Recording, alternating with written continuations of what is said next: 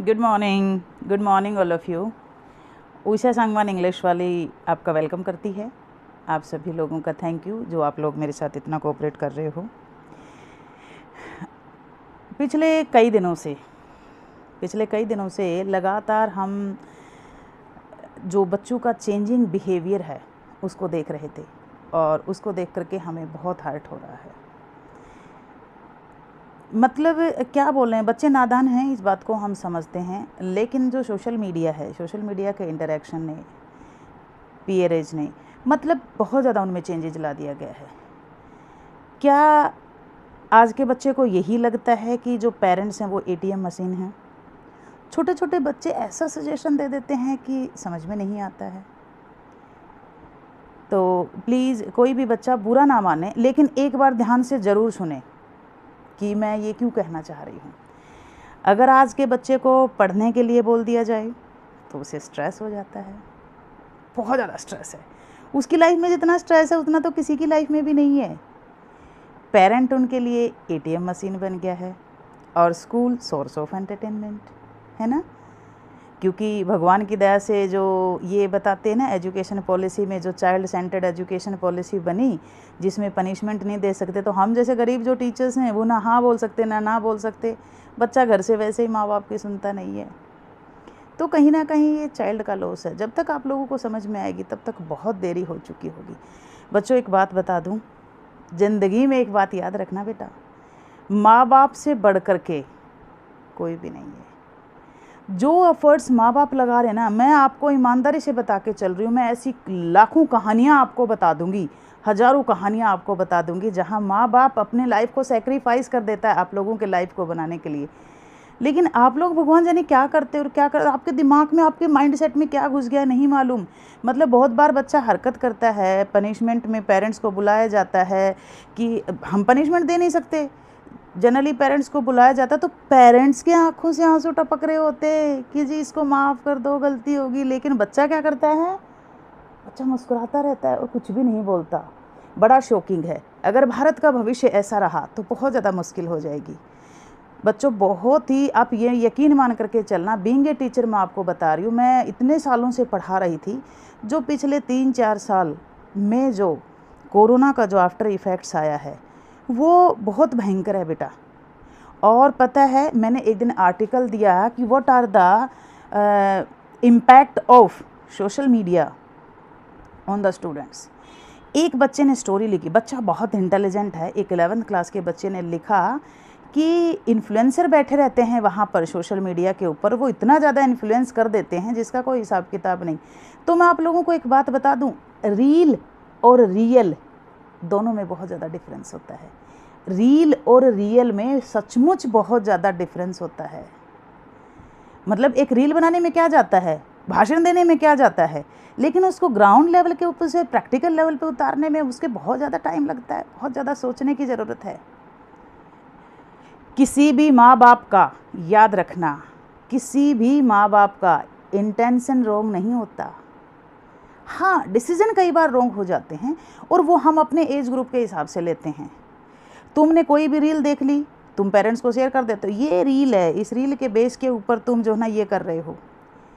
बेटा, बहुत छोटे हो आप लोग, आप लोगों ने दुनिया नहीं देखी है, और जब तक आप दुनिया के ग्राउंड लेवल के ऊपर आप उतर के आओगे ना, आपको लगेगा बहुत ज़्यादा लेट हो चुका है।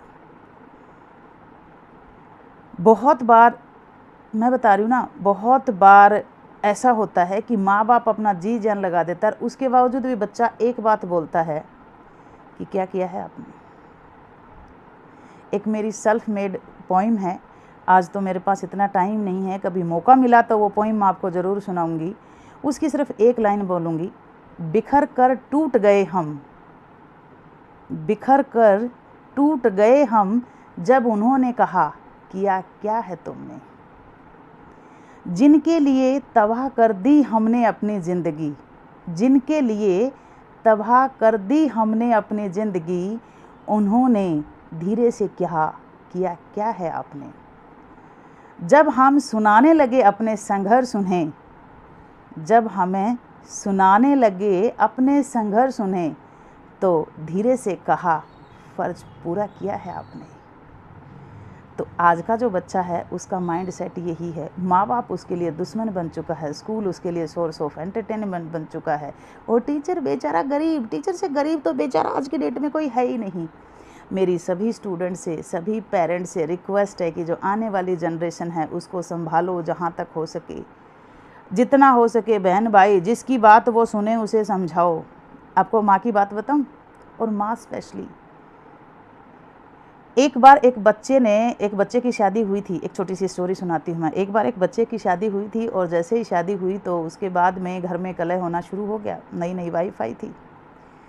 वाइफ ने बोला कि मैं जीऊँगी जब तुम अपनी माँ को मार दोगे। बोला नहीं, मैं अपनी माँ को नहीं मार सकता। बोले नहीं। तो एक दिन वाइफ ने पता नहीं घर में ऐसा क्या काम किया था कि पति बहुत खुश हो गया, आज मैं बहुत खुश हूँ, मांग तू क्या मांग रही है। करी वचन दे। वचन दे दिया। पहले ज़माने में लोग वचन देते थे और वचनों की कीमत भी होती थी। वचन दे दिया। हाँ, वचन दे दिया। बोल। एक दिन जब मौका आया तो कहने लगी कि मुझे तुम्हारी माँ का कलेजा चाहिए। बोला क्या? बोला तुम्हारी माँ का कलेजा चाहिए। बोला सचमुच? बोला हाँ। और लड़का अपनी माँ को बोला कि माँ मैं तुम्हें घुमाने ले चलता हूँ। माँ बोली चल बेटा। घुमाने ले चला। तल तीर्थ की यात्रा करने चला हूँ। कहाँ तीर्थ की यात्रा? कुछ देर बाद में जाके बोला माँ अगर तुम चाहती हो कि मेरी गृहस्थी बची रहे तो मैं आपसे हाथ जोड़ के विनती करता हूँ कि आप मेरी बीवी के लिए आप अपना कलेजा निकाल के दे दो, नहीं तो मेरी वाइफ घर छोड़ के चले जाएगी, मेरा घर बर्बाद हो जाएगा। माँ बेचारी एज़ यूजुअल शरीफ। माँ ही होती है, ये ध्यान रखना। अपने तुम छोड़ो, हम तो ह्यूमन बीइंग हैं। बर्ड्स देखा होगा अपनी ज़िंदगी तबाह कर देते हैं अपने बच्चों को बचाने के लिए। बहुत छोटी छोटी रील्स वायरल होती हैं, हम देखते हैं। माँ बोली ठीक है बेटा, तू डर मत, तू अपना घर बसा, मेरा कलेजा ले जा, मेरी ज़िंदगी तो इतनी बची है, तू अपनी बसा। वो माँ ने अपना कलेजा दे दिया। माँ की डेथ हो गई। अब बोला कलेजे का क्या करूँ माँ? बोला जैसे तेरी बीवी ने मंगाया जाके कलेजा दे दे। जब वो कलेजा निकाल के माँ का ले जाने लग गया ना, तो रास्ते में उसे ठोकर लग जाती है। तो कलेजे में से आवाज़ आई बेटा संभल के, तुम्हें चोट ना लग जाए। और बेटा वहाँ बैठ के बहुत रोया, लेकिन तब तक बहुत लेट हो चुका था, क्योंकि उसके पास कुछ भी नहीं था, माँ जा चुकी थी। तो ज़िंदगी में ये अनमोल रिश्ते हैं तुम्हारे माँ बाप के, जहाँ तक हो सके उनकी कदर किया करो। घर आके बहुत रोया, बीवी को समझाया कि जिस माँ का मैं आज कलेजा काट के लाया हूँ ना, मुझे रास्ते में ठोकर लगी तो मेरी माँ ने कहा बेटा संभल के, कभी तुझे चोट ना लग जाए।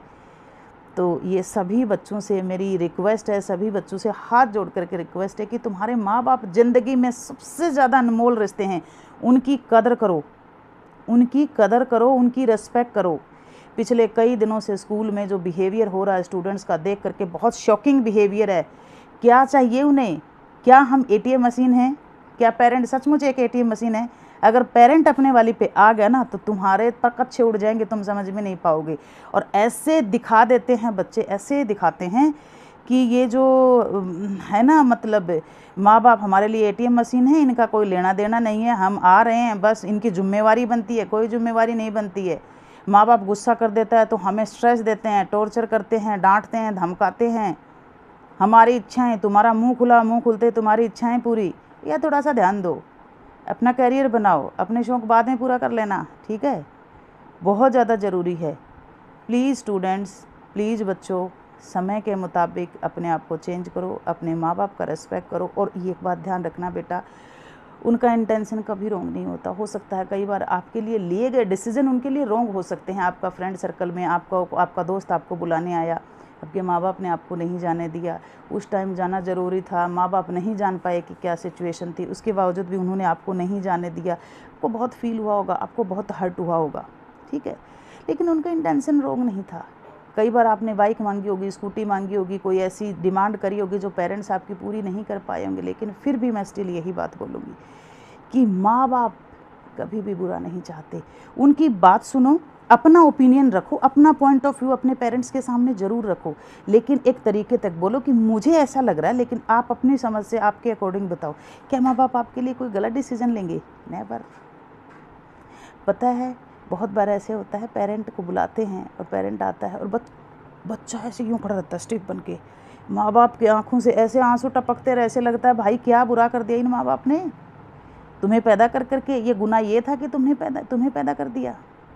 तो प्लीज़ सभी बच्चे माँ बाप को प्रायोरिटी पे रखें, उनके डिसीजन को ध्यान से अगर आपको लगे तो उनको अपने पॉइंट ऑफ व्यू से प्यार से समझाने की कोशिश करें। मेरी बात का कोई भी बच्चा बुरा ना मांगने, बस थोड़ा सा समझने की ज़रूरत है कि क्या हो रहा है और क्यों हो रहा है। मैंने जो लगा, मुझे जो आजकल माहौल चल रहा था उसके अकॉर्डिंग। Thank you.